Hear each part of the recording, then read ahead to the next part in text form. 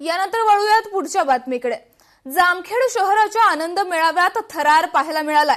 हवेत गिरक्या घेणाऱ्या पाळण्यातून तरुणी खाली थेट कोसळली आहे। लोखंडी सुरक्षा कडी अचानक उघडल्यानं ही घटना घडली आहे आणि या अपघाताचा थरारक व्हिडिओ सोशल मीडियावर व्हायरल होतोय।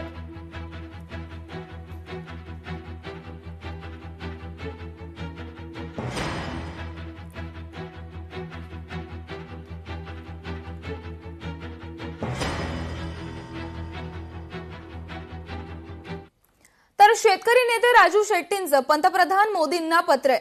व्यापारी आणि साखर कारखानदारांची गोदामं तपासा, रेकॉर्डवर नसलेली साखर जप्त करा, अशी राजू शेट्टींची पत्रातून मागणी करण्यात आलेली आहे।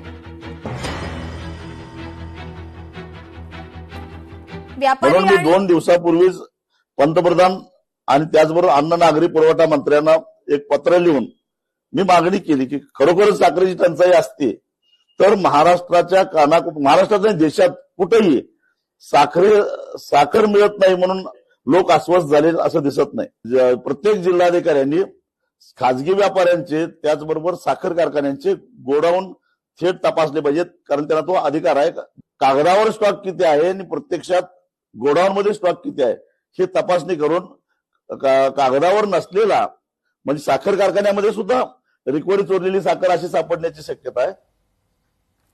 तर वर्धा जिल्ह्यातील पुलगाव इथं कावड यात्रेत दुर्घटना घडली आहे। ढाचा पडल्याने एका 5 वर्षीय मुलाचा दुर्दैवी मृत्यू झालाय। अधिराज रवी पाटील असं मृत चिमुकल्याचं नाव आहे। पुलगावच्या राम मंदिराजवळील ही घटना आहे। अधिराज रवी पाटील असं मृत चिमुकल्याचं नाव आहे।